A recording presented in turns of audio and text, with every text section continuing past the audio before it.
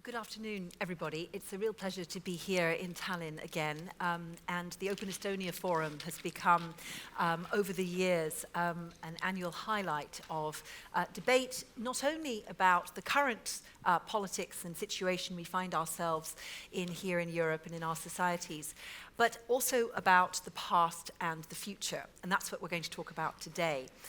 It's a very symbolic day today. Many of us could be elsewhere, for example, in Berlin or other places where there were enormous events 30 years ago. And it's especially important that here in Estonia, we think about the past 30 years and what's happened in this country in the light of the movements across the whole continent.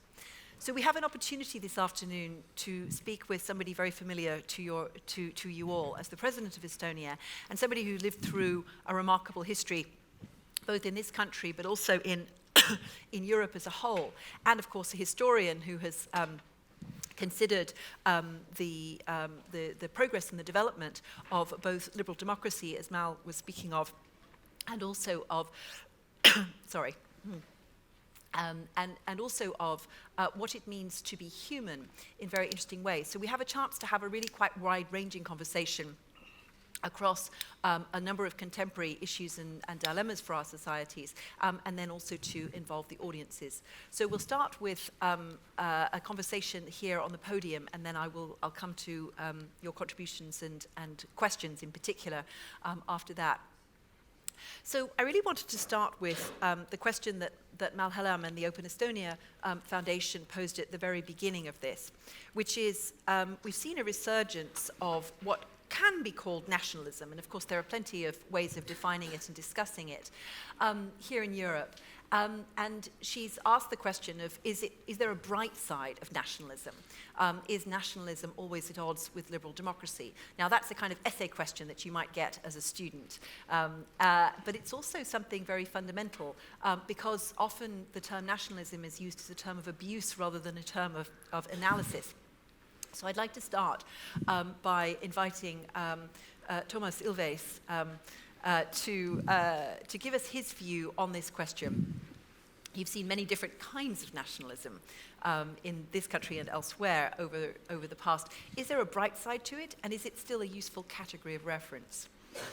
Well, first of all, I would say that there was a fairly primitive understanding of the concept of nationalism in the West, when Europe became free again. And I remember lectures that Estonians would give, oh, you people shouldn't be nationalists. And here I would say that really there was quite a difference between what was said, what was feared, and what we had in this country. I mean, I would say we have had for a long time a very positive nationalism, very different from what some other forms, in that I think Estonians are simply glad that their culture has survived, and it is not to be better than anyone else. There is none of this like we're superior, which is a common, which is an attribute in many forms of, I mean, you would say the best known obviously is Germany in the 1930s and 40s, and which we even see today in some of the rhetoric coming out of Russia. Here, I mean, basically, we sang, right? And we're like so happy we can sing and sing our songs. It's never that, oh, we're superior to the Finns or the Latvians, let alone the Russians. But it's like, wow, we've managed to keep this going. And it makes, I mean, it's really a happy event when we have our song festival every year. But then there are other forms, which here has been sort of rearing its head in the past couple of years, which is that, well, we're better than people who have a different skin color, or we're better than people who have a different religion, and that is the kind of nationalism that I guess we were warned against in the early 90s.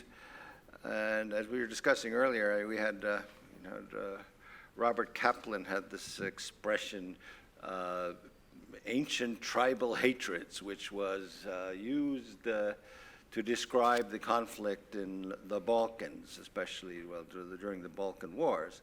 And this was kind of spread to the rest of Eastern Europe, and I would say a fairly sort of nasty way in positions held by some West European countries. And I remember being lectured about this, and of course that lecture has kind of disappeared, especially when American diplomats used to say in the early 90s, you people have to watch out for ancient tribal hatreds. And then I go, well, nowadays especially, I don't see anyone sort of promoting anything in this country that would be remotely related to we have to keep our Confederate statues up or anything like that.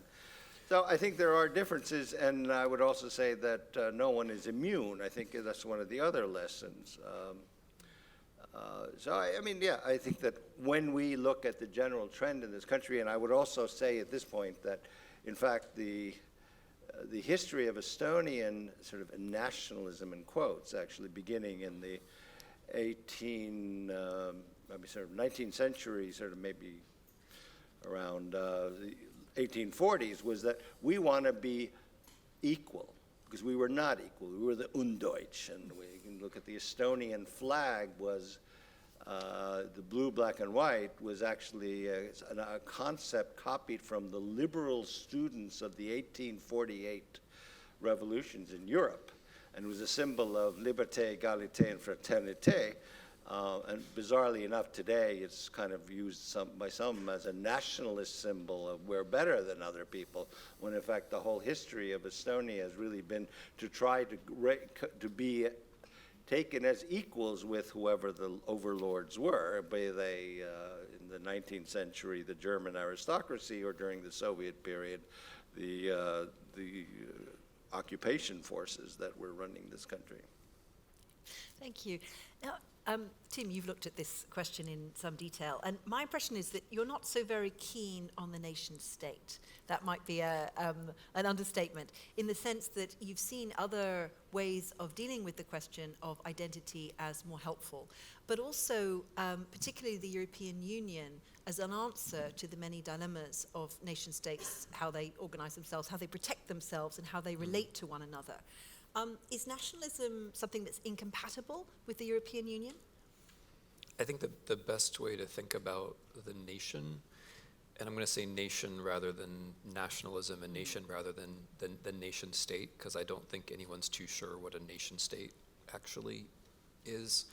I'm going to say nation because it gives us some flexibility. So I think that the crucial question with the identification with the nation is whether it helps you on to doing other things, or whether it hinders you from doing other things. So if Franklin Delano Roosevelt says it's the job of Americans as a nation to build dams and public works, or if Dwight Eisenhower says it's the job of the American nation to build a highway system, and we do, that's one thing. If another president says it's our job to build a wall, and we don't, because we don't build things anymore, we just talk about them, that's something else entirely. So I think the basic question is whether the nation is helping you towards something. And that could be something as simple as my example, whether you're building things or not. But it could also be, as you suggest, an institutional question. So the European Union. You can't join the European Union personally. I mean, if you could, I know a number of people who would, right? But you can't join it as a person. You can only join it as a state. And it's perfectly reasonable to say, and people did say back in the 90s, I want to help my state be a better state. I want my nation to help my state be a better state, so we can join the European Union. Why is that perfectly reasonable? Not just for the obvious reasons of free travel and prosperity and so on, but also because the state needs something bigger. You're going to have a hard time finding in the history of the modern world, you're going to have a hard time finding states that were prosperous and democratic that were not part of something bigger. And the history of Europe is not full of examples of isolated, prosperous, liberal nation states. You're not going to find them. The big success of democracy in Europe is a collective success after the Second World War, largely thanks to European Union. The history of Europe is not a history of nation states. Never happened. Never will happen. The history of Europe is a history of empires, for the most part, right? I mean, I'm happy to give you, Andorra and Liechtenstein, and I'm not happy to give the Swedes Sweden as much as they insist. It's a history of empires, and the European Union is the answer to the question, what do you do after empire? It's a good question, right? Whether you're facing it as Estonia after the Soviet Union, or whether you're facing it in Britain in the 1960s as you lose your own maritime empire, it's a good question, what do you do after empire? It's the main European question of the 20th century, and there's an answer. Of course, if you forget the whole history of the 20th century, you forget that's the question. But there was a time when everyone knew that was the question, whether it was the early 90s in the Baltics, or if you read the parliamentary debates in Great Britain in the 1960s, there was a time when everyone in Britain knew that that was the question, what to do after empire. The question of whether you want to be a nation state or not is a meaningless question. Yeah, you can be a nation state, you'll fail, right? You'll fail. England will fail. Estonia without the European Union will fail. So, but I mean this as part of a larger point, which is if becoming Estonia is a way to become something greater, morally or politically, then the nation's positive. But it can also work a different way, as Toomas Ilves has suggested. The nation can also be a way of saying, of not doing anything, but just discursively saying who's in and who's out, which is, by the way, a way of doing nothing, right? I mean, the reason I used the wall example, so I'll use it again. There are two reasons why America will never build the wall. The first is we don't build things anymore, but the second is that if Mr. Trump ever actually built the wall, then he couldn't say the evil Democrats are stopping me from building the wall, right? So we'll never actually build the wall, right? So the wall is a discursive figure. The wall allows us to say we're us and they're them, we're innocent and they're guilty, right? Now that kind of nationalism doesn't lead anywhere. It doesn't lead you to create anything. It doesn't lead you to join larger institutions. It just turns politics into this question of us and them. And by the way, I'm not actually sure that this whole us and them business really is nationalism. And I'll leave you with this thought, because if it's going to be nationalism, it has to be particular to your nation. And the striking thing about what we're calling nationalism in Europe and the US is that it has nothing to do with the specific situation of your own country, right? I mean, if white supremacists in America and Estonian nationalists are both talking about the gays, the Muslims, the Jews, and the gay Muslim Jews, that is not nationalism. That's plagiarism. Or it's internationalism, because everyone is saying the same thing. Or it actually doesn't have much to do with human beings at all, because what's happening is that real human politicians are just saying with their human mouths the things that have tested best with algorithms on what people are afraid of. And if that's true, it can't be nationalism, because nationalism has to be about people, and the algorithms are not about people, right? So if your government is saying we should all be afraid of the Muslims and the Jews and the gay Muslim Jews and the refugees that they bring, and all the children they have, right? Those gay Muslim Jews have a lot of children, as we know. If your government is saying the same thing that everybody else's government is saying, and it's the same thing which the computers are telling them to say, I'm not sure that it's even nationalism. Well, in fact, there is this extreme poverty of originality, so that we see here in this country, we have taken, some people have taken over wholesale the rhetoric of the United States regarding the deep state, which in fact, I don't know if there is a state that is as thin as Estonia. And but it's used as this meme, as is, other ones, they've taken over this term of cultural Bolshevism, which is something used by the Nazis. I don't know how many people know that, but if you hear some of these political people talking about cultural Bolshevism, that is strictly a 1920s, 1930s NSDAP meme. Mm-hmm. And then when someone writes about the endgültige Lösung, you're getting really deep into the Nazi rhetoric, as the endgültige Lösung is the final solution, which we know was adopted by the Nazis as their policy to eliminate all Jews. Now, when you see people using language like that, Or the meme, the other international meme, which is going like this, which then can be, which was very cleverly always dismissed as, oh, we'll show you a picture of Barack Obama doing this, but it is a white supremacist meme, which I guess you told me originally came from the KKK, right? I mean, there's a bizarre nationalism of we will copy each other's memes. We use the same language, we use the same memes, same terms, and none of it is very original, which on the one hand speaks to the lack of intellectual capacity on the part of the people using it, and secondly, it really is bizarre that you have this international, the Komintern of nationalists. And yet, it's also something that has worked. It's a trick that's worked before. It's a trick that works in many different countries, and that's why they copy one another. And they can copy one another faster because of the digital world. Things can go through social media incredibly quickly, and they get translated into different languages.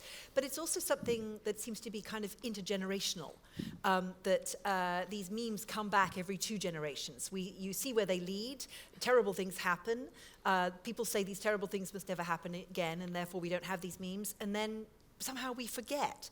Now, is this forgetting partly because of the way that the world is now changing so fast and the digitalization of politics and of democracy, which means that people are given so much information, they're given so many different things to conjure with, that it actually becomes quite hard to discern what should be the topic of democratic debate, what should be the grounds of political contestation. And that's why it's easy to come up with these very basic memes that appeal to the basest instincts of people, rather than talking about, for example, policies to try to tackle climate change, policies to regulate and indeed to build things. I'm curious as to what you think about how much of this is the same old stuff that's familiar from the 1930s, but also from the 1880s and before, and how much of this is simplistic messages, but which are all the more powerful and can reach much further because of digital means. I think it's also that things have become more complex. That is, that today policies have become things that are really complex things to work out. And if you can simplify it to some kind of basic sort of limbic system brain, sort of fast thinking, a la, Daniel Kahneman, that instead of reasoning something through, which takes time, effort, and actually some form of education, but rather you just appeal to the raw emotions, that is a way to power, and we've seen this in many elections. I guess best known would be the elections in the United States, but certainly the failure of Marine Le Pen in 2017. They were striving for the same thing. It just didn't work. And if you look across these, what is common? This demonization of the elite, for example. The elite, which I find in Eastern Europe is utterly ridiculous, because there is no aristocracy, and there are 2 kinds of elites that we've seen in Europe before. There was the aristocratic, hereditary, and then there was the collaborative of the, you join the party and then you get a position. But now we're dealing with meritocracy, and in a place like here, there is no long-term elite. Everyone started from scratch, right? So but yet it's something picked up, and all of them were against the elite, forgetting that in fact there is some minimal requirement of IQ and knowledge actually required to do policies, which is far more complex than belching slogans. So let me pick it up at a different place. I want to pick it up with history, because I want to repeat your premise that it's very hard to have democratic systems without history, and we've done away with history in a couple of ways. There's the Western version, which is to say, history was over because we won the Cold War. I'm looking at people who were born after that moment, and so if there's no history, you don't exist, and you don't exist, and you don't exist, right? But the idea that the liberal fallacy after 1989 was to say, history is over, we now know how it all works, there's just going to be capitalism which leads to democracy. And if you say history is over, that also means the past doesn't matter. The past is just all details, which we now can sum up into this grand pattern, which means that we can then educate the next couple of generations to say that history doesn't matter. But then there's the East European, let's call it conservative fallacy, which is only my story matters, right? And if only your story matters, then nothing matters, right? So if only Estonia matters, there's no Estonia. Because if only Estonia matters, we can't tell the history of Estonia, because the history of Estonia only makes sense with the Teutonic Knights and the Swedes and the Russians and the Soviet Union and so on, right? So, and that's true of everybody. I mean, the existence of the United States of America is a historical accident having to do with contestation between the French, British, and Spanish empires, right? So without that, our story doesn't make any sense. So if you turn history into memory, I know you do memory in the right way, but if you turn history entirely into memory, that is a story that's only about yourself, then you're also doing away with history. And so there's this weird kind of collaboration between the history is over and the history is all about me ideas, which has meant that nobody knows history anymore, and that makes it very hard to judge when your democracy is in trouble, because then everyone says, oh, what's the red line? No, there's no, and the historical answer isn't, there isn't a red line. It's historically open. It depends on what people are going to do. And this brings me to facts.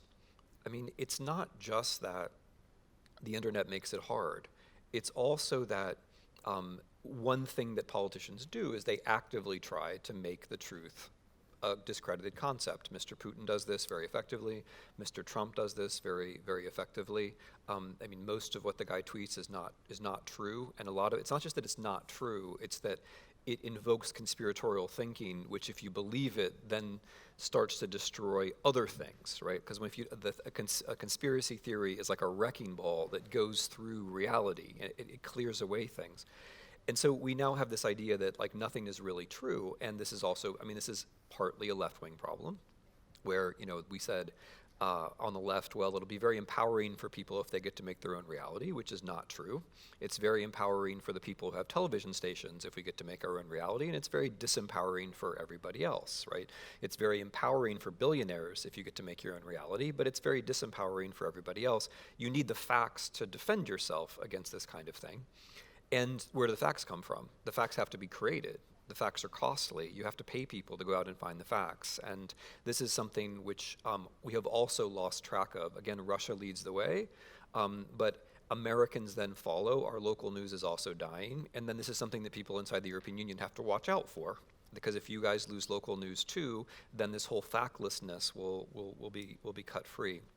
Then related to this is de-enlightenment. So, that's how I think of what's going on now, is de-enlightenment. Like the machines and their human collaborators are making us, Professor Ilves, Professor, I've promoted you. President Ilves used the phrase IQ. How many of you know that IQ in the West is going down? It's been going down for 15 years, right? So if you're 18 years old, you're just doomed, right?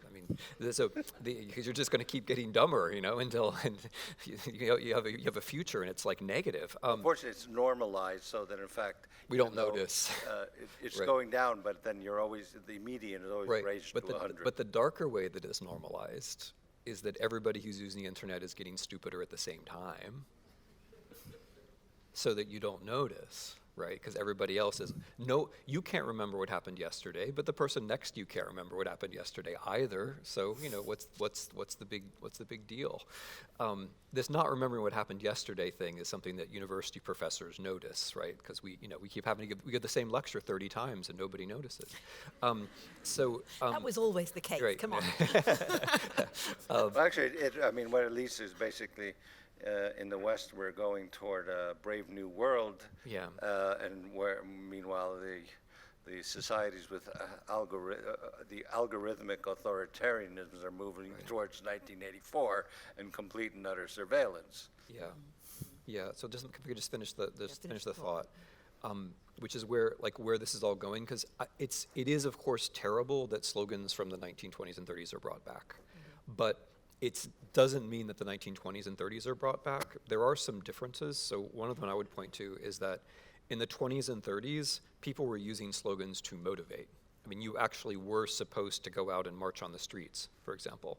But you might have noticed that Mr. Putin and Mr. Trump, Mr. Xi, they do not want you out on the streets marching. They want you at home, right, staring at your screen. They will be happy to compromise if you just stay home and stare at your screen.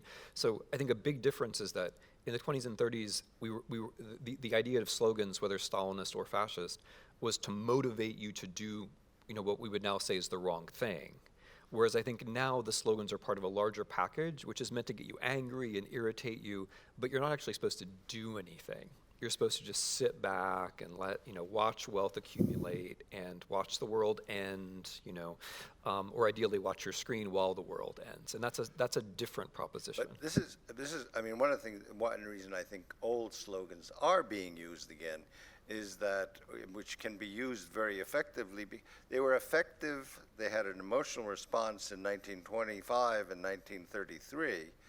But if you have no knowledge of that, I mean, you actually have to know something about history to recognize that the use of endgültige Lösung by a party in 2019 actually refers to something that happened like 80 years ago.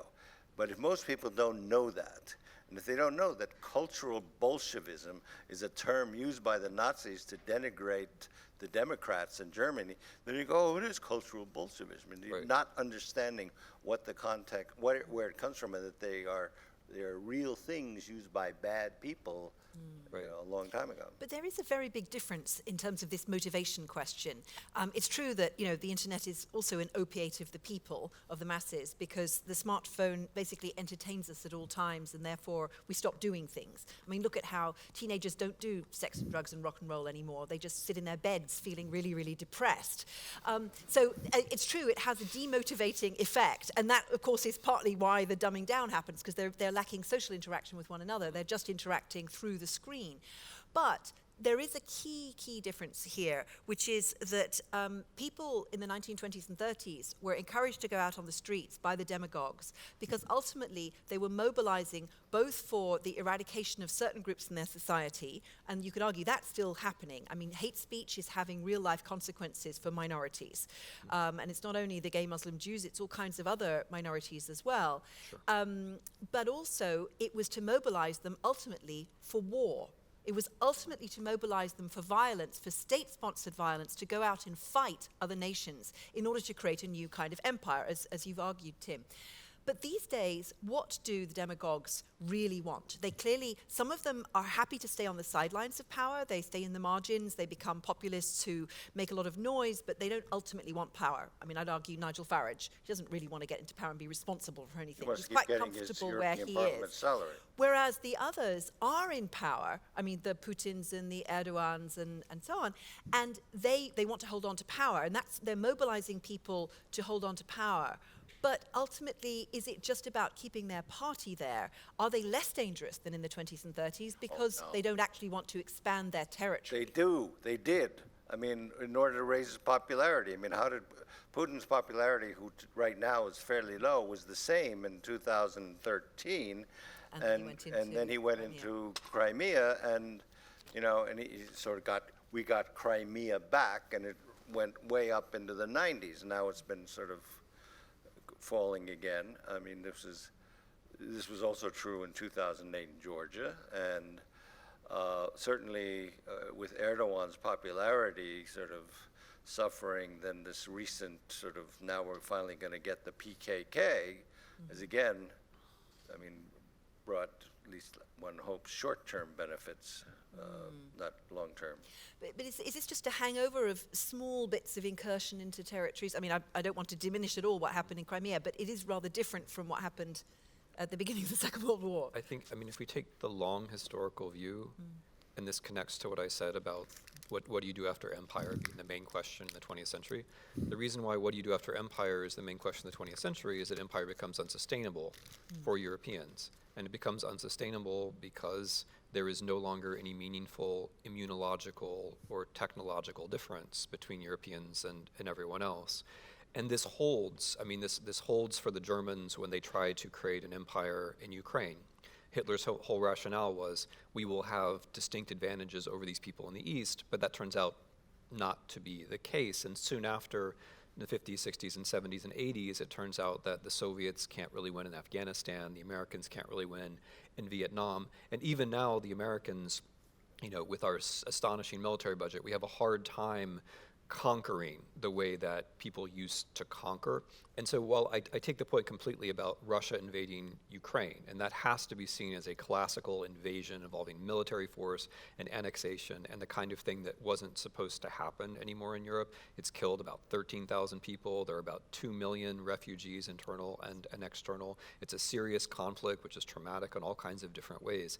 It's still not the same thing as the way the Red Army mobilized to take the Baltics in 1940. It's not the same thing as Operation Barbarossa in 1941. It is much harder to take territory now, and I don't think that's the main way that we are being mobilized. I think the main way that we're being mobilized is to be so angry that we don't do anything, right? So in my country, we are now at the state where if you are a citizen, you're not supposed to be afraid of ICE. If you don't know, ICE are the quasi-state actors who come in and pull you out of your house if you're not properly documented and then deport you. It's not very pleasant.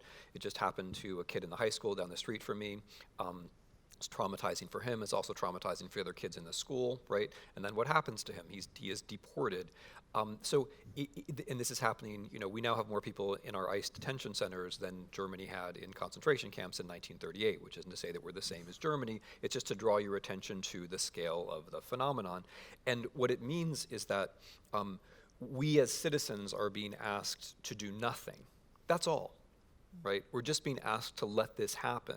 I don't have to break down any doors, right? Okay, admittedly, we are being asked to denounce our neighbors. There is now an American Department of Denunciation. It has a different name, of course. Its name is Voice, which does sound a little bit like Department of Denunciation if you think about it.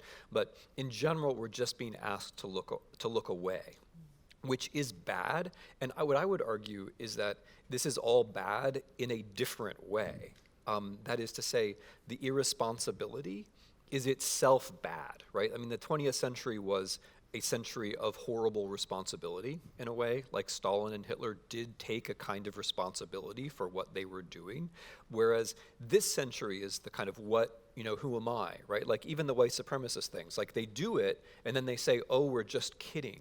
Right? Like Putin invades Ukraine, then he says, oh, well, who knows, really? Did I invade Ukraine, or did those guys get their uniforms from a corner store? Right? That's what he said in April of 2014 to the press corps, right? And it's the same thing with Trump. Trump says, hey, Russia, why don't you investigate? This is not now. Today it's Russia, Ukraine, and China. But in 2016 it was only Russia. He said, "Hey Russia, why don't you investigate my political opponent?" Right? Which 5 hours later Russia did. But then Trump said, "Oh, I was just kidding." Right? But this whole just kidding thing, this total lack of responsibility, is also devastating in its own way, because it demobilizes and it also demoralizes. It's very hard for anyone to get hold of what's going on and to resist it. And then, of course, what's happening are the bad things that are happening anyway, right? So a lot of the people who are the bad actors now, like Mr. Putin, are directly connected to a hydrocarbon industry, which is going to destroy us as a species.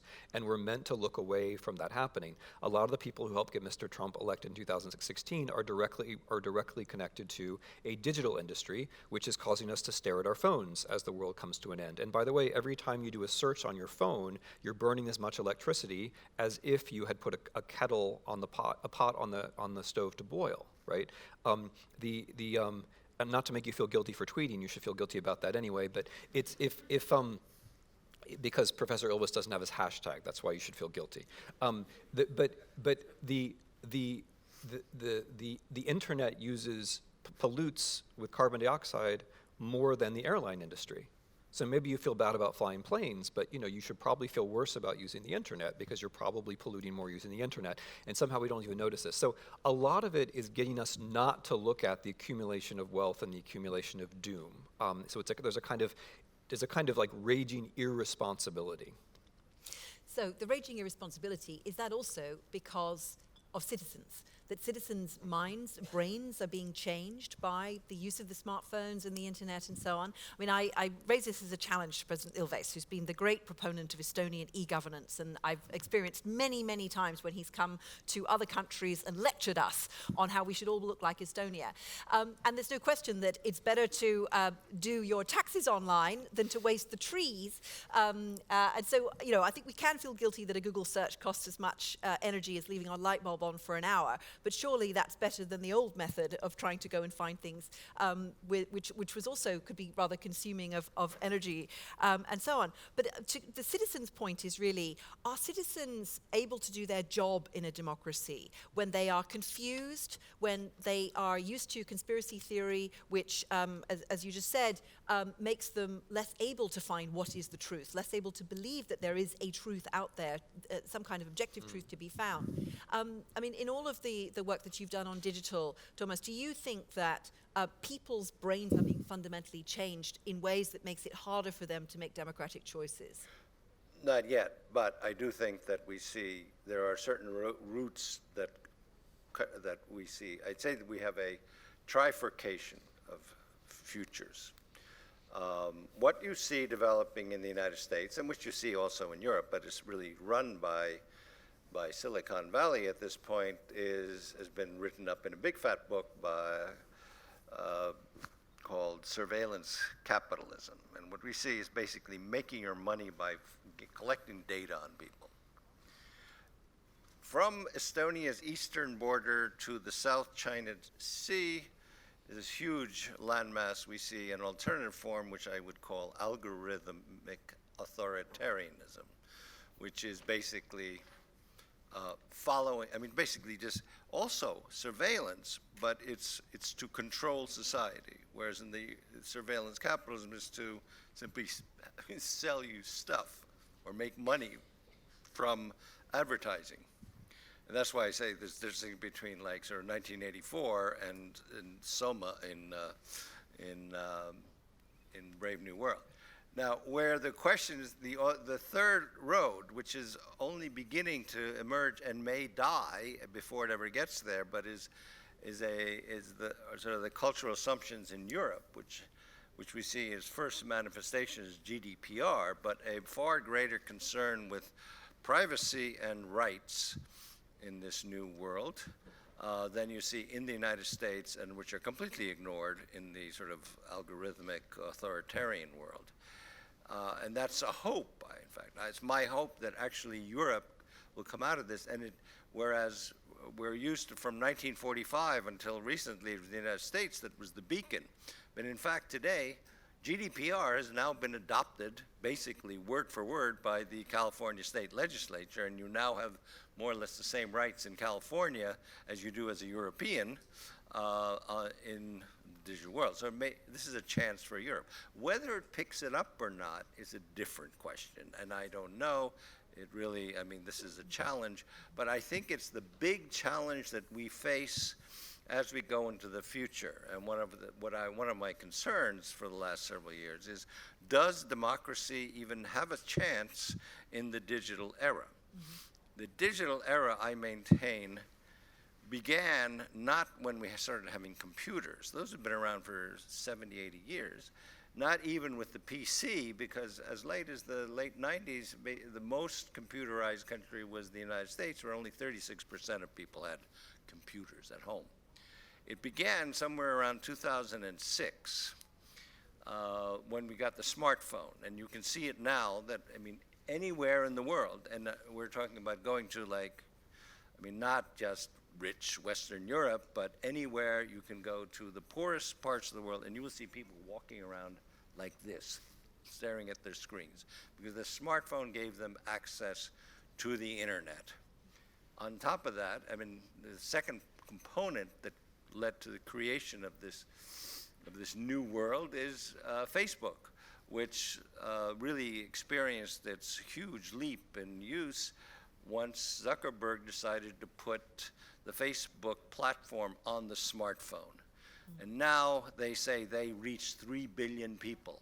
And if you add to that another 1.3 billion people on WeChat, we've got much of the world covered. And that is the world that people live in. And that is what is being manipulated in elections. And it's being manipulated with lies, and it's using lies. I mean, we were saying before, 3 billion people on Facebook, but 1 billion of that is not really there. I mean, they're bots. They're not even human. But all of these incredible manipulations that were never possible before our enslavement, or being in thrall at least, of the internet. I mean, this is why, digitization is great, but I'm not sure about democracy and digitization in the era of social media. Mm-hmm. So, Tim, how much does it matter, the digital world? Does it change people as citizens, as voters? Or do they become essentially just economic units?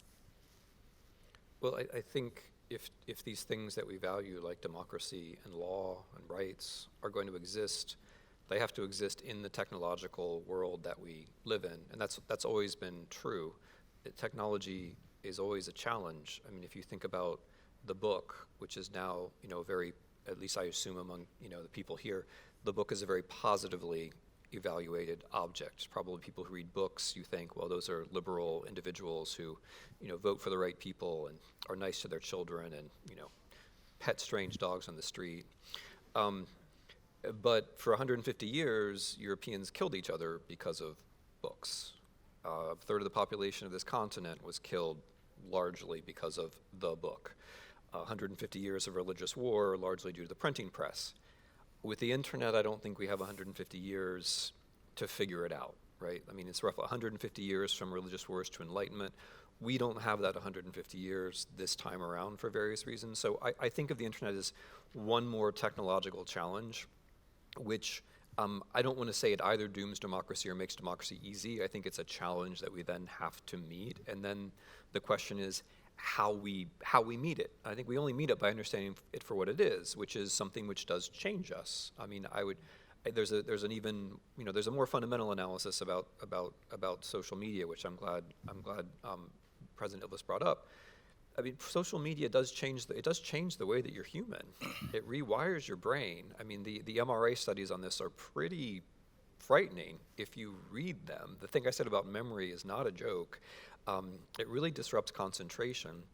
If you happen to be a university student, you might be interested to know that if you put your phone someplace where you can't see it, you'll perform better on tests. And if you leave your phone in your room, you will perform still better on tests, because your brain treats your phone as an addendum to itself. And so if the phone is physically visible, your brain says, okay, I'm on holiday, which makes it harder to write those essay questions, because your brain is like, no, this isn't my job. Let that thing over there do it. That thing's got lots of cool things it remembers, right? Because your brain doesn't know that during the exam you're not allowed to look things up on Wikipedia. I'm not joking. These test results are actually, I mean, this is an experimental result which has been found repeatedly. But it changes us politically, because the way we'll stay with Facebook. Well, the way Facebook works is it hacks your brain. The first hack is that it separates you from other human beings, right? This posture, you're separated from human beings. The second hack is that it gives you intermittent reinforcement. So what the behaviorists figured out with rats and pigeons works on us.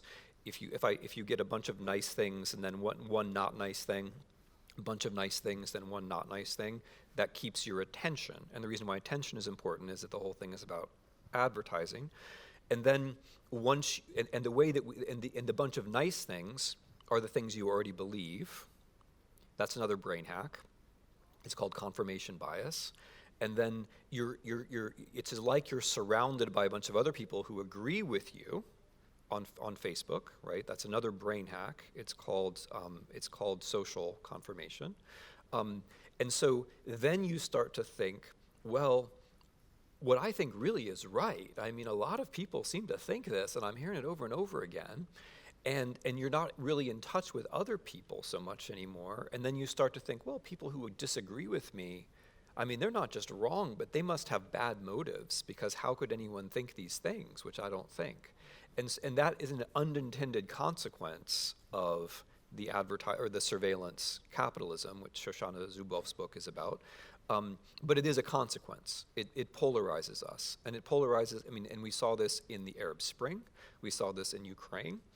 We saw this with Black Lives Matter in the United States. We saw this in the genocide of the Rohingya. This is a dynamic which seems to be pretty much universally true, and that is, I mean, that's a particular thing which is quite hard for democracy, because if you move back, and this now links back to the earlier conversation about the 20s and 30s, this is one of the reasons why Carl Schmitt is back in fashion, because Carl Schmitt, the most famous Nazi legal theorist, Carl Schmitt says politics starts from defining the enemy. And that, and that's where a lot of politics now starts. You don't say who you are, right? You don't say who the nation is. You don't say what you want to do. You just say, that's the enemy, right? And then politics starts from there. I'm afraid that the way the internet is currently set up pushes us in that direction. It doesn't have to, though. There are other things you can do. I mean, one of the reasons why I'm glad I'm in Estonia, there are a lot of them, I wish I'd said this in the beginning, it is really a great pleasure to be here in this anniversary. I've got myself thinking how, if you count the years, we are now at a moment where Estonia has been an independent country longer than it was a Soviet republic, if you count the interwar period plus since 1990, right? Which is I find that a nice thought. So I'm very glad to be here. I'm very glad that, I'm very glad about this, and this all on the same place. And I'm not so glad that the German thing is 4 times as big as the American one, but it's probably appropriate in the current situation. It represents, I think, the financial support. Well, I know. Let me have my joke. You're always allowed to have self-deprecating jokes. But the other thing I'm glad about Estonia is that, I mean, Professor Ilves was too modest to mention this, but one of the things that Estonia did was it established an identity, right, for citizens on the internet. That is one of the big pieces which is missing. Human beings actually don't exist on the internet as such. You don't have a right to identify others. You don't have a right to exist as a person. That's a big thing which the not so smart libertarian inventors of the internet left out. They thought the market would sort it out, which of course, didn't happen. So the internet I'm going to stop this now, but the internet can be made to look differently than it looks right now. Just like the printing press could be made into this thing which creates the peaceful book that we like. So now, as Professor Ilves of Stanford University, how do you do that? How do you make the internet a more positive thing for people? Well, I think this is going to be a huge problem, and I don't know whether it's resolvable, but I think that in the internet digital era, anonymity and democracy are incompatible. I don't think you can have both. The free reign of saying whatever you want and sort of destroying lives and destroying people, as we see happening over and over again, through anonymous doxing, through these attacks we see. I mean, this is ongoing. I mean, if you just read the news in the United States, I mean, every day, anyone who says something, immediately these are kind of like trolls start doing things. And we had this case, there's a woman, the woman who raised the issue last year of the then Supreme Court candidate Kavanaugh. Yes. She had to, within 9 months, she had to move 4 times. And she's a middle-class professor, and she had to hire security because people wanted to kill her, or they were threatening to kill her. And then you have this other phenomenon of swatting, where you would anonymous people would call the police and say there's this horrible terrorist or something incident going on, and the Special Weapons and Tactics Police, also the SWAT team here in Estonia, K-Komando. I mean, they come out with their, all their gear, and they burst in, and then it turns out that it says nothing. It's not true. And I think all of this is made possible through anonymity, and anonymity is enabled in the era of of modern instantaneous communication and specific communication on the internet. Enables behaviors that never before were possible, and what underlies is anonymity. Now, of course, everyone's going, oh, you can't get rid of anonymity. That's our right to be anonymous. Well, that's why I'm saying this is a conflict we will have to resolve in the future if we want to maintain democracy. And so the digital fingerprint that, for example, journalists use to prove that they're genuine and that they are a journalist, or indeed the Estonian e-identity, which I think is for companies, not for individuals. What? I hesitate What? to say that in such a room of experts. It's for commercial entities rather than for individuals. The EID is for individuals. But it doesn't grant you certain it doesn't grant you citizenship rights. It grants you a different set of rights. The e-residency broad. It's for people who want to establish a company. Yes, who want to establish. You have your identity, but then you have the right. I mean, these are some of the positive things that come out of a digital revolution. You can start thinking differently, and in fact, it is no longer the monopoly of. I mean, the state can offer certain rights, not citizenship rights, not political and social rights, but certainly the right to establish a business you can do as long as you know who's who. Because in the old days, you knew who was who on your territory. But now we can know who you are if you're not on the territory, so why not give you the rights to establish a company made much of by Ukrainians who don't have PayPal, or now made more and more by Brits who are afraid to want to have their little company in the EU. Yeah. So. Yeah, on this, this connects to the question of free speech. I mean, the curious thing about free speech now, I think, is that it's being invoked to protect the cowardly and the non-human. So, I mean, the example that Toomas Ilves gave of the woman who was brave enough to tell her story about someone who was going to be much more powerful than her. This is repeated over and over and over and over again. I mean, the people who are testifying to the U.S. Congress now about our president's latest attempt to get foreigners to help him win an election, they are now this is all happening to them, right? Even people, I mean, lifelong civil servants with no political profile, this is all happening to them. And who is doing it to them? Cowards. Cowards and machines. Cowards and machines, people who don't reveal their identity and their non-human amplifiers. Whereas the purpose of free speech is to protect, I mean, going back to Euripides, the purpose of free speech is to protect truthful, risky speech. It's precisely to protect the people who put themselves out there for the service of the greater good. So free speech has been turned around. It's been turned around as a weapon against the people who actually have the courage to tell the truth, which is a sign that something has gone wrong. And I agree that thing which has gone wrong is, one of the things which has gone wrong is anonymity. If a person is willing to put her or his name out there and take a risk, that person should not then face the attack of millions of non-humans plus thousands of cowards, thousands of anonymous cowards. So if we define, I think we have to, I mean, one of the things which has to be rehumanized is the notion of free speech. That for there to be free speech, there has to be a free speaker, and it has to be clear who that free speaker is. I do not have the right to use my computer savvy and capacity to bring down 1 million bits of hate on any member of you, right? Which I can technically do, and you could do it to me too. But that's not free speech because it's not me. I'm not taking a risk, and it's not true, right? So this is free speech is one of the things which I think has to be rehumanized if we're going to get serious about democracy in the digital age. I think one thing that will also come out of this is you will get the argument immediately about what about in repressive societies we need to maintain anonymity. I mean, I have 2 points. One is that I think in the repressive authoritarian societies that you don't have anonymity either. You may think you do, but they know who you are.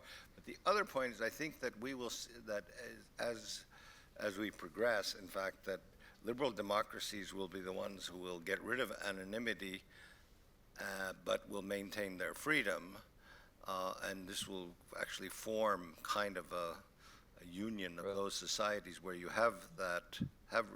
you maintain democracy, maintain liberty, but you won't have anonymity. It's also, I mean, it's also self-defense of the democratic society. So in the fall of 2016, which I know it was a long time ago, but like, bear with me. I'm a historian. I work on ancient periods like 2016. In the fall of 2016, the 20 most read news stories on Facebook that were inventions. And I don't mean they were controversial, or I mean that they were literally fictions, right, that pretended to be news stories, so fake news. Those 20 were considerably more widely read than the 20 most popular actual news stories on Facebook. Why is this self-defense? It's self-defense because the 20 actual news stories were all attributed to a reporter and to a newspaper, and that was true. But the 20 fake ones came from Russia and Macedonia. A couple of them came from Macedonia. But if you had known where they came from, you wouldn't have thought they were news stories, right? At least you would have had a chance to say, okay, am I really going to believe this thing which the Russians are telling me? And so that's what anonymity allows. It allows for this confusion between what is actually, responsible news reporting and what's not responsible news reporting. So I'm just trying to add to the point about democracies. If democracies are going to survive, they're going to have some way of distinguishing the flood of nonsense which is meant to destroy them from the honest work of their own reporters. I'd like to introduce one more topic before coming to all of your questions and ideas too. And that's the overlap that we evidently see between authoritarians or would-be authoritarians, those who speak against migrants and migration, and those who deny that climate change is caused by humans. Now, this might seem like a kind of strange coincidence, but you find it over and over again in many different places in the world and also in many different kinds of debates. Now, what's going on there? Is this because those who want to deny climate change are essentially funded by the same people who also want to prevent migration? Is there some kind of conspiracy there? So that's one question. Is it a worldview that essentially is about protecting particular structures of power, essentially, in particular commercial, corporate interests, as well as political interests, or is it part of a worldview that it basically says, just don't worry about the future, don't think about the past, just focus on consuming things today? Why is it that there is this coincidence? Well, first of all, I think it's utterly irrational to maintain these two beliefs, at least in here, where you see the people who deny climate change also are the ones who are the most anti-immigrant. Now, let's put it this way: if you allow the climate to change to the point where life becomes uninhabitable, and you already see this with the desertification of southern Italy, parts of Greece, and Spain. People are going to move north. No, you can't have it both ways, right? You don't want to have those people in this country, but you also don't want to do anything about a thing that is going to drive massive migration northward. So it's already intellectually incompatible, which of course to me is no surprise given the people who are saying these things. They can actually believe two opposing things or contradictory things at the same time. So anyway, I don't understand that, but it is in fact true that there are, the people who are, in the United States especially, you see sort of climate denialism and anti-immigrant attitudes, and I don't see, maybe they just have problems putting things together. Yeah, I think you actually gave all the answers to the question in the question, but one of them, so first of all, let me just repeat the point that there's something sinister about this, because the very people who are trying to tell you that politics is all about refugees are the people who are manufacturing the refugees. And when I say manufacturing, I'm using the present tense. This is not some kind of future catastrophe where one day there will be lots of climate refugees from Northern Africa and the Middle East and Europe. These people are already climate refugees. The Arab Spring happened because of droughts, which caused China to buy up food supplies, which led to food shortages in Egypt, which led to protests. Now, people in Egypt had other reasons to protest, but without climate, probably no Arab Spring. Syria, there used to be this thing called the Fertile Crescent, which no longer exists thanks to climate change, which led to lots of internal migration to big cities, which was one of the factors behind the political unrest which led to the civil war in Syria. Not the only one. America invading Iraq and driving a couple million Iraqis into Syria also didn't help. But one of the conditions in both of these things was climate change. In America, we do have a crisis at the southern border. It's a humanitarian crisis largely caused by climate change. When Mexico City falls into the earth, which it eventually will if climate change continues, we're going to have more Mexican migrants. So this is the present tense. This is happening now. the story that like it's us and them and they're Muslims and we're not and they're brown and we're not and so on, that is a way of distracting you from the thing that you could actually do to stop this, or we, I should say, could do to stop this, which is to halt and reverse climate change. And which is technically possible.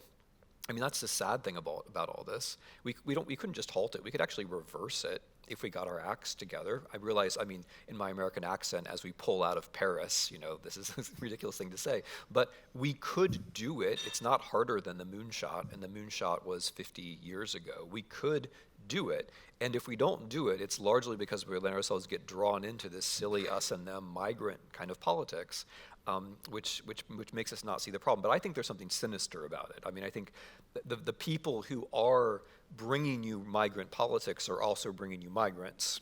And that seems like, to me, that looks a bit like a strategy. That in the next 50 years could either be a 50 years where we solve the climate problem, or it could be a 50 years where some migrants actually do start coming to Estonia, right? Because climate change actually reaches that point where even Estonia is touched. So I think there's something. I think this actually. I don't think it. I mean, I think some people are so dumb so as not to see it. But I think there are other people who do see it, and I think it only takes a few of them. Which brings me to the question of funding. I mean, the hydrocarbon oligarchs. Mr. Putin is number one hydrocarbon oligarch. They fund climate denial. The Koch brothers. Okay, there's only one of them now. Mr. Koch in the U.S. funds climate change denial because he's a hydrocarbon oligarch. That's like, it's too bad there are no Marxists anymore because that's Marxism 101. What is the billionaire's interest? His interest is to destroy the world, so he acts consistent with that interest, right? Unfortunately, that strain of Marxism is no longer here to remind us what billionaires might actually do if they have lots of power. But it's actually, in that case, not that complicated. If you're Mr. Putin and your whole regime and your personal wealth depends upon natural gas, or if you're Mr. Koch, your power in the U.S. and your wealth depends on natural gas and oil. Naturally, you're going to say there's no climate change. It's not complicated, but it's not just that you say it; it's that you fund people. So there is a funding network, which is only partially understood, but it overlaps, although not perfectly. It overlaps with people who fund the far right. So that's part of the answer. And climate change, real climate action to prevent catastrophic, making the Earth uninhabitable, will require exactly the kinds of things we've been talking about this conversation as being an increasingly short supply. So good governance, intelligent citizens who have a sense of the interests of the common interests that they have with other humans, not only in their own society but also around the world. It'll also require technological solutions, but ones which aren't driven just by the attention economy, but driven by the public interest, i.e. not only by the profit incentive of the market, but also by the fact that humans need these things. So if yesterday is history, tomorrow is a mystery, as we were given as the main title for this session, what is the mystery in climate change that can really be where we can see what the clues are now, we can see what the answers are now? How do you get a sense of common destiny across nations that have been driven apart by really toxic politics in increasingly atomized societies in which people are glued to their phones? And when it's harder and harder in the 21st century to get the kind of governance that leads to major infrastructure projects of the kind that will be needed to decarbonize the economy, to create everything from carbon-free transport through to much more energy-efficient housing and public buildings. Have we arrived at the climate challenge at exactly the wrong moment in history? I mean, it won't be enough, but I actually do have faith in Europe doing this because it is really the only place where you can have sort of a larger unit, a larger entity can do it. You have a collective action platform in Europe. Of course, I mean, I actually think maybe China can also do it because basically, I mean, they can mobilize people and do a policy, whether they do or not, but I mean, it is possible. Russia has kind of been bizarre on this because, I mean, they fund climate denialism. On the other hand, all of their infrastructure that's built on the permafrost is sinking, is going to destroy their own carbon economy. It's kind of strange, but it's basically you're not going to be able to pump oil out of Khanty-Mansiysk for long if the ground starts melting. But in the United States, which is one of the biggest sort of producer of hydrocarbons, I don't see it happening with this administration, at least, so actively working against it and working against all kinds of ecological safeguards that have been built over. It's bizarre that basically the Environmental Protection Act of 1972 or whatever year it was. That was something that was pushed through by Richard Nixon. And Richard Nixon was a great ecologist, and it's been dismantled by another Republican president. Well, Richard Nixon also thought that everyone should have a basic income. Basic income was almost passed into U.S. law. It failed by a few votes, and Richard Nixon was in favor of it. So consider that, right? In the late 60s and early 70s, there was pretty much a political consensus that Americans should have a basic income. So there are ideas which we could have afforded then, and we could have afforded now. I'm just trying. One of the things which is wrong with the conversation is that we think lots of things aren't possible, which actually not only are possible but are pretty easy. So, like minimum income in the U.S. would be easy. That's easy. We could do that. Stopping climate change. The only problems are political. That there are technical problems, but I believe those technical problems would be very quickly overcome if we could get the politics right. It would be really, let's imagine we're the only intelligent species in the universe. Wouldn't this be a sad way to go down, right? That we can't even have an intelligent conversation about the thing which is obviously leading to our extinction? Wouldn't we prefer to go down against some bigger threat than that? Don't we at least want to survive this so that some real Hollywood type threat can take us down? Because frankly, people, this is kind of pathetic as a way to go down. The slow boiling It is a movie. It's unfortunately not even a grade B, but a grade C movie. Before you were able to download it for free, but then came the Trump administration and it became so precise. It's called Idiocracy, and it really is a very bad movie. But it is about what happens after 500 years of dumbing down, and it is sort of the Trump, or sort of current America on steroids. And so I would encourage you to watch it. I have to warn you, it is a bad movie. It's just badly done. But nonetheless, it is like what will happen if we don't do anything. But we've been dumb before. I just want us to be dumb again. I want us to have a future in which we be dumb again. So I'm going to try with, I do have some, I'm not optimistic exactly, but I do have a couple of hopeful notes I'd like to strike. The first is that it is possible, I think, with hard focused work, to bring the concept of the future back into politics. I think that's something that rhetorically we have to do, and especially young people have to do, because the way that the Stalins and the Hitlers won was that they had a different future. A dark future, but an energizing future. The way that the authoritarians now work is that they take the future off the table as a subject of politics, right? I was giving a lecture in university in Bratislava, and a very smart young man asked me afterwards, during the thing, what was it like, Professor Snyder, when there was a future? And I realized, if you're 20 years old, you've been living in this no history, no future politics your whole life. But for 250 years in the West, we were specialists at coming up with futures. That's what we did. That's what democracy was about. It was coming up with competitive, alternative futures. And a lot of that work can be done intellectually. That's, I think, a first push that can be done to claim that the future matters again and to start filling up the future with things that are good. Which is the other thing I want to say. A lot of that you ask, there's a relationship between climate change and democracy. There's a relationship between digital stuff and democracy, and it's negative. But these things can be turned around, right? Hydrocarbon politics centralizes wealth and power. But if you start moving away from hydrocarbon politics, you get a decentralization. In other words, you get a positive feedback loop, right?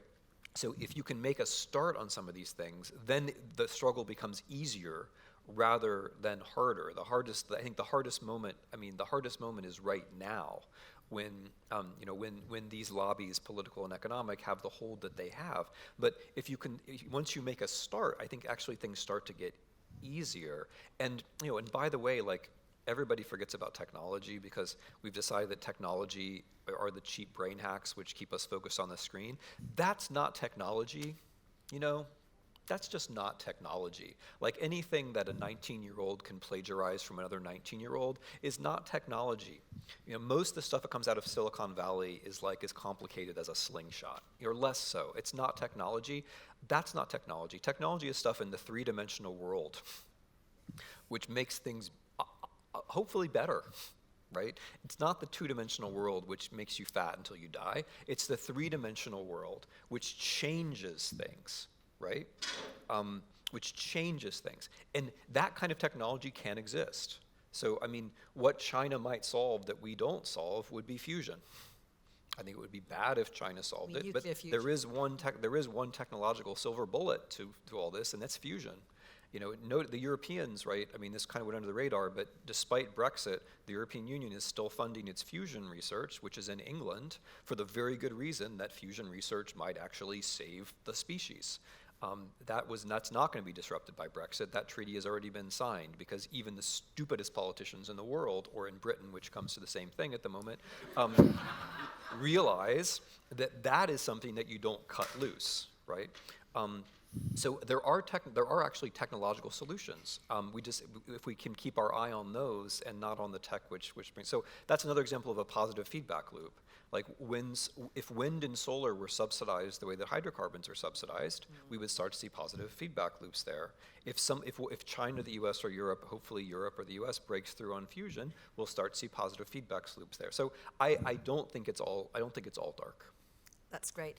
And perhaps also the fact that those who are about to gain the right to vote are the ones who are out on the street. The pressure of the urgency of climate change will only get greater as they progress through their lives. But the problem is, will those who are to come after them, can they gain rights in our societies fast enough to essentially protect the future? Can we future-proof for the future humans who don't have a vote yet? I think this could be a very, I won't ask you to answer that because we also need to start to take some questions. But I think it's an interesting question of we've never had to do that before. We've often allowed the ghosts of history and those who came before us to have a big influence on our societies. Now we need to allow those who are going to come after us to have a much bigger impact on our societies and our politics.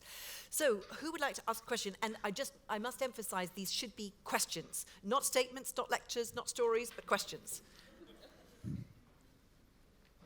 Thank you. My name is Liisa Paast and I work for the Estonian government office, despite of which I'm actually a human rights activist. And for me, what you've been talking about so much goes back to fundamentally the decline of the quality of public discourse, the conspiracy theories, the decline, all of that. So my question is, are we in terms of quality of public debate and the space for public debate at the point where we're to abandon all hope, or is there hope, and where exactly is it? Okay, I'm going to take 3 questions because there are lots of hands. Go ahead, and then you can pick which one you like the best. My name is Aku Sorainen, I'm an attorney here. And you mentioned, Professor Snyder, in the beginning that this, the politics and the shift of the public opinion, what we see today, is not really nationalism. But most likely it's the populism, what we see today. And I would like to ask from you that what is the reason for the rise and success of the populism simultaneously in so many places? Okay, and one more for this round. There was one here. Okay, maybe it's gone shy. Okay, so go ahead and take those 2.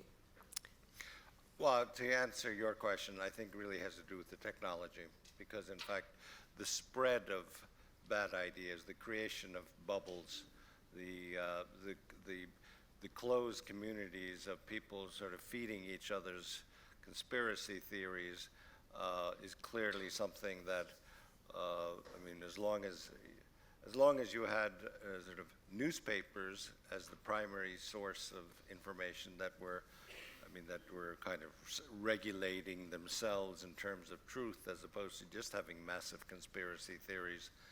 I mean, that's what enables, has enabled populism across the democratic world. Yeah, I'm going to go in reverse order. The two questions are related. So I hesitate with populism too, because for two reasons. The first is that populism has the word people in it, and I am not sure that much of what we're seeing really is about people. The point that I'm making about the digital population, I mean it very seriously, that most of the voices that one is encountering, even the human voices, are brought to you by entities that are not human. And what the people we call populists know how to say is brought to them by private companies or their own consultants who are trying to game the algorithms of what we want to hear. I'm not sure that's populism, because I think populism requires even a demagogue to directly listen to the people, as opposed to go by way of these intermediates that are not actually human. And that goes to the question, I mean, I'm just amplifying the point, that goes to the question of why it's the same everywhere, or why it's similar everywhere, because what people fear is what we fear is the surprise. We fear the other, we fear change, and that's universal, and that's why enlightening people is always work, and de-enlightening them is always relatively easy. On the question of where it's all coming from and why it's so again, I don't like populism. I think of it as not even populism, because another reason is that populism historically involved you criticizing the elite but then actually doing something. Whereas in my country, at least, the populist, if you want to call it populism, I mean, what Mr. Trump does is he criticizes the elite and then gives the elite a huge tax break. That's not populism for me. I mean, in my book, I call that pseudo-populism. Where you tell people that the elite is bad and then you hurt the people who you just told this to. But it's not populism in the traditional 19th century sense, which is in America at least, you criticize Wall Street or the gold standard or whatever it is, but then you may actually implement some policies which distribute wealth. Probably not towards everybody, probably towards white people mainly, but at least you then have some policy action which is redistributive. Many of these people are calling populists don't do that. In Poland they do, but in a lot of places they don't. This is another reason I hesitate. I think of them as not even populists, the same way as I think of a lot of our nationalists as not even nationalists and our fascists as not even fascists. Like, they bring some of the fascist history with them, but they don't actually have the follow through. So they're bad, but they're not bad in the same way. But I think part of the reason why this connects the two questions. I mean, part of the reason why it's all the same is the decline of local news. And you can kind of measure this, like the places where local news disappears first, like the Russian Federation, are the places that are ahead of the curve. And then America and Britain come next, and I think that's for a reason. America is losing its local news, and that has the terrible consequence that we all become predictable. Because if we don't, the only thing which is unpredictable in the world is what's true. The false is predictable, right? Like, I can predict what people are afraid of. I can predict how Mr. Trump's going to lie. That's predictable. The only thing which is unpredictable in the world is what's true. But when we have fewer reporters reporting and fewer people reading history and scientists taken less seriously, then there's less unpredictable stuff in the world, and then we all become more predictable. And the predictability goes to the public discourse. Right? It's not just that everyone's behaving badly, which of course we are. It's that there are structural reasons, right? And the predictability is a big part of it. Public discourse becomes polarized and simplified when there isn't enough unpredictability, when there isn't enough factual material that politicians and others have to deal with. If I can clear out all the factual material and just work with people's fears, that's a much simpler and more awful, as you say, public discourse. So I think those things are organically connected. Great. Yes, go over here. So my name is Ait Bergman. I'm an attorney, and I put together bits of your conversation about democracy. So I hear that politics is the biggest hinder to solve the climate crisis and decrease of IQ and the use of fears of people. And my question would be, is democracy still the best concept? Or if it's not, would you have another one? Great question. I love democracy. So if you're asking me personally, I love democracy. And not just because, I mean, Churchill said it's better than all the alternatives, and I would stick with that. And by the way, I think that's one of the few things that a famous person is supposed to have said that he actually did say. Most of the time, if a famous person has a famous quote and it's in the front of a book, they never actually said it. So like when you read a history book, the sentence you should discard is the one that's at the beginning where they quote a famous person, because usually they're so famous nobody ever checks, and they didn't actually say that. Especially if they're dead. Yeah, but I think Churchill actually did say that democracy is the worst system except for all the others.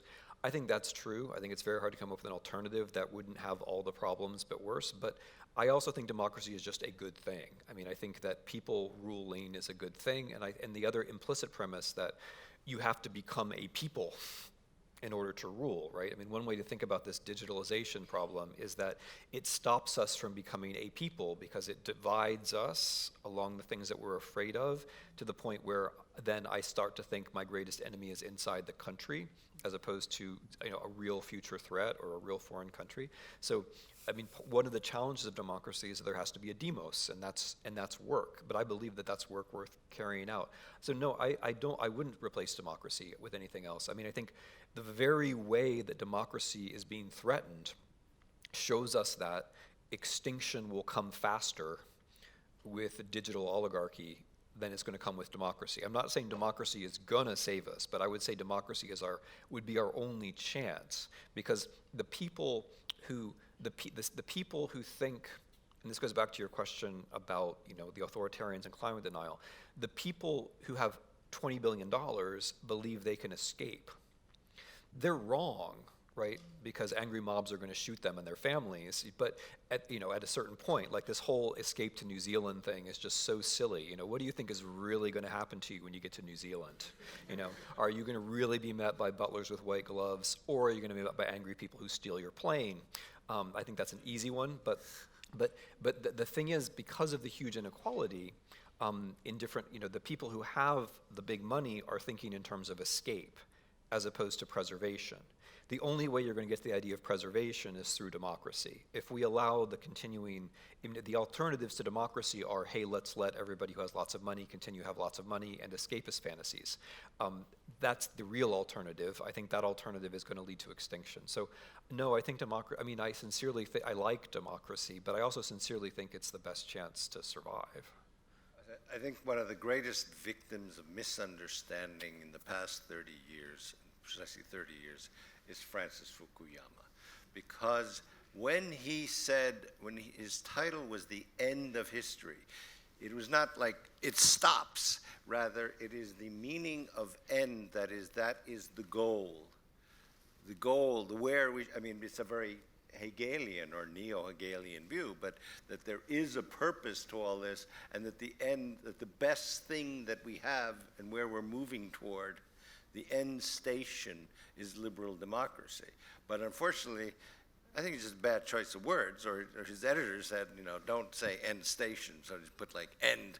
And so everyone says, I mean, in Estonian, it's translated as ajaloo-lõpp, means like finished, whereas this thing is where history is going, is that all these other things, we had all of these bad things in the past, Egypt and Rome and all this stuff that wasn't really good, and we've kindly gotten to a point where, like, yeah, this kind of works, and this brings the greatest happiness to the greatest number, and that is liberal democracy, respect for human rights, and free and fair elections, and rule of law, and this is what it is, and this is where, that is our goal.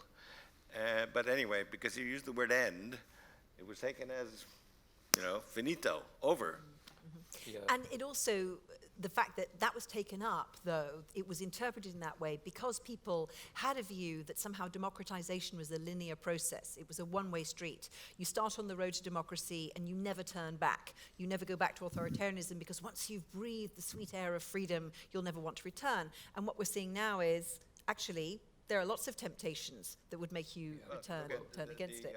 Freedom House ratings, yeah. I mean, it's like fewer and fewer. I mean, every year there's one or two fewer countries that is a democracy. And some of them are in the European Union. One of the reasons why this question is so important is this notion of end, because it's important to ask whether we want democracy, because if we don't want it, we're not going to have it. It's not handed to us by anything. It's not the natural state of affairs. So I think of democracy as, as a verb. I mean, it's democracy as a way of trying to be in the world. You have to want it, or you're not going to get it. On the Fukuyama thing, the thing that strikes me about, like, not the Fukuyama essay itself, but the general mood of the early 90s was that everybody said, well, if you're a realist, you understand that there's no alternative. Like, this is the way it has to be. There are no alternatives. And, like, this is the real world. This is the way it really is. But in that real world, we forgot about the world. I mean, in the late 80s, we already knew there was climate change. Yeah. And the notion that capitalism will only deliver political solutions and no political problems is an odd one when you already know that there's climate change. Right? Most of the carbon that's in the air has been put there since the revolutions of 1989. So, I'm not here to celebrate that, right? 30th anniversary of more carbon since the entire previous history of the world, but it is true that we put more carbon in the air since we've known about climate change since before. And so, one of the things we need is more realism, like an actual tough realism, which says our politics take place in a world of fusion and photosynthesis, and we have to deal with that. I also had 1989 had one more thing which may be very significant, which is Tim Berners-Lee invented the Hypertext Transfer Protocol, or HTTP, and that's where the internet started. So, maybe we should think about those two together when we say 1989.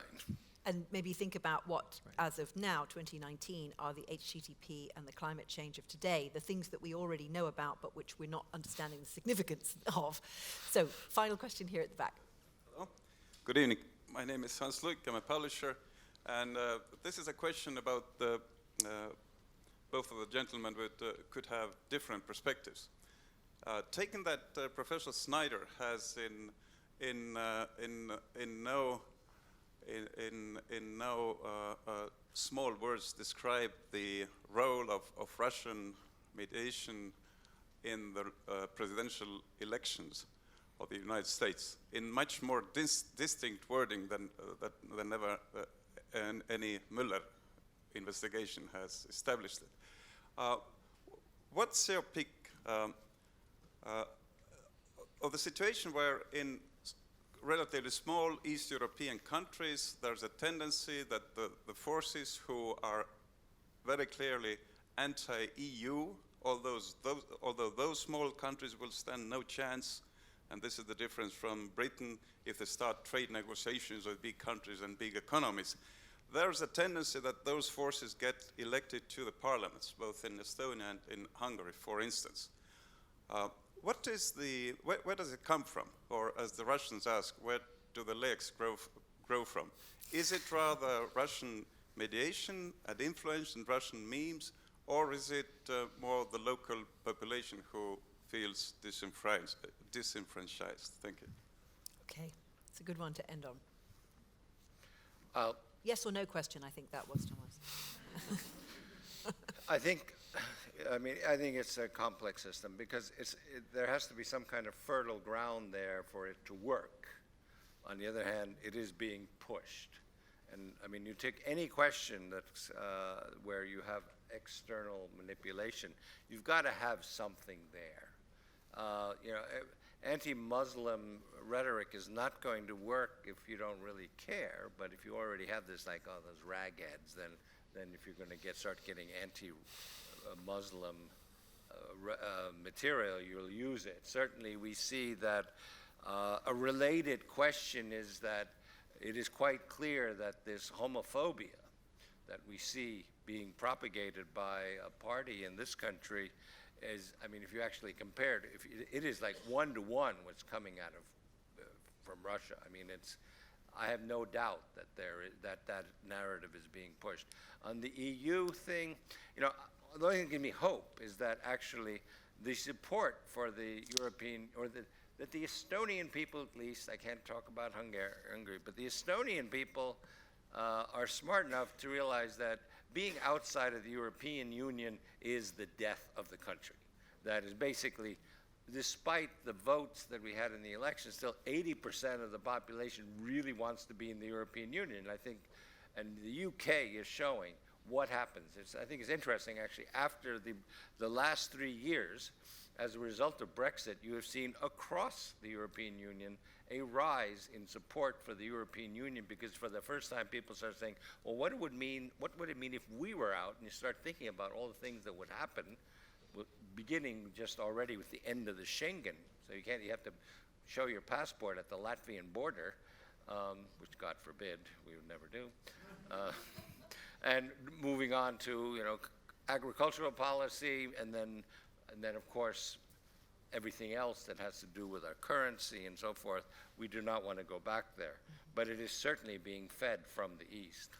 So perhaps Britain's greatest contribution so far in the 21st century has been the example effect of what not to do.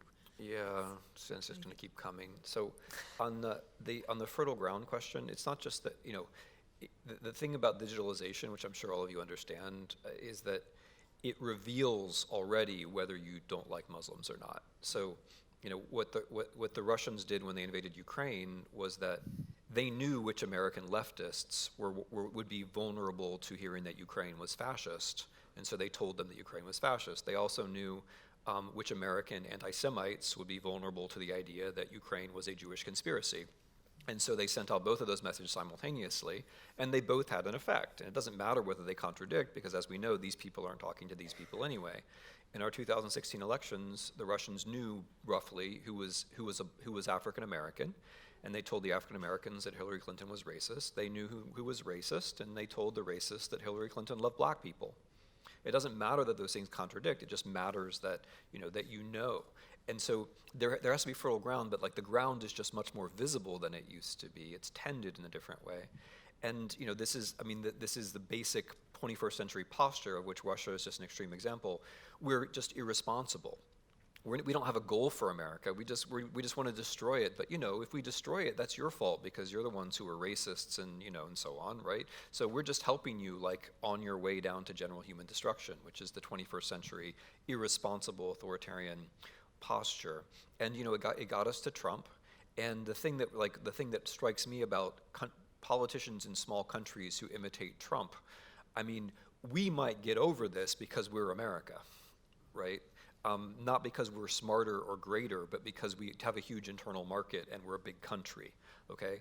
But if you're a really small country and you happen to be on the Russian border, doing a Trump imitation may not be the wisest course of action, and especially on the EU question, because I'm going to try to link this back to the very beginning of the conversation. Mm-hmm. The EU is the answer to the question of what you do after empire, and and those are the alternatives: EU and empire.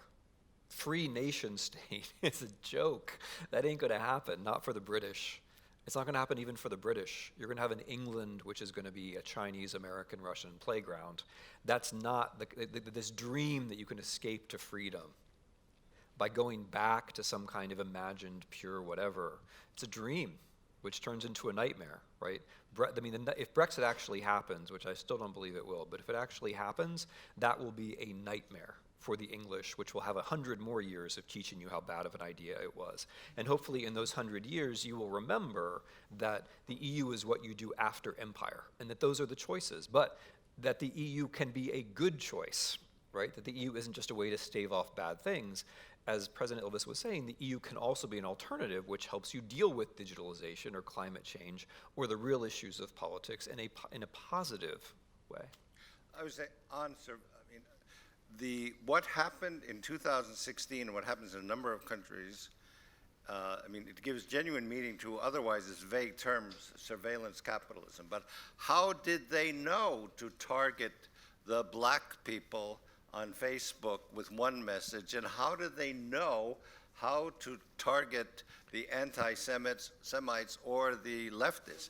It is Cambridge Analytica, data on all of the preferences of the people using Facebook, and there you had it.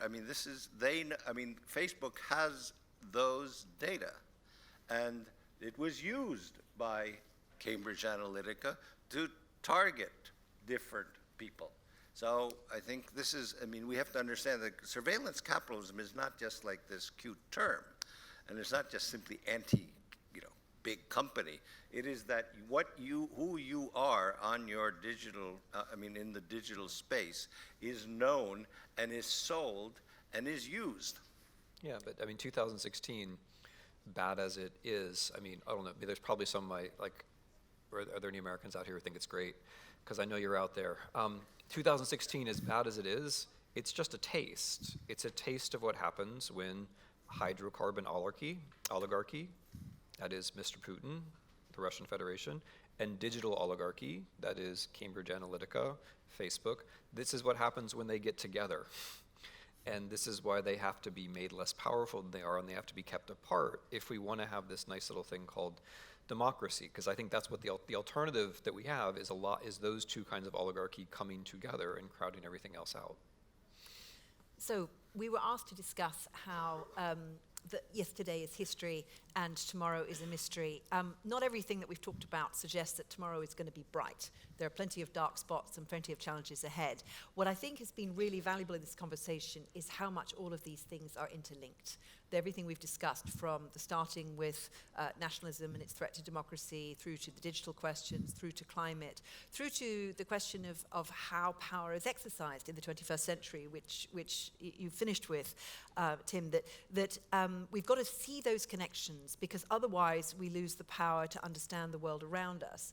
And as both of you have discussed earlier, that's when we're really in trouble, when we stopped understanding the world around us. So thank you very much on behalf of all of us for making tomorrow a little bit less of a mystery in that sense, at least.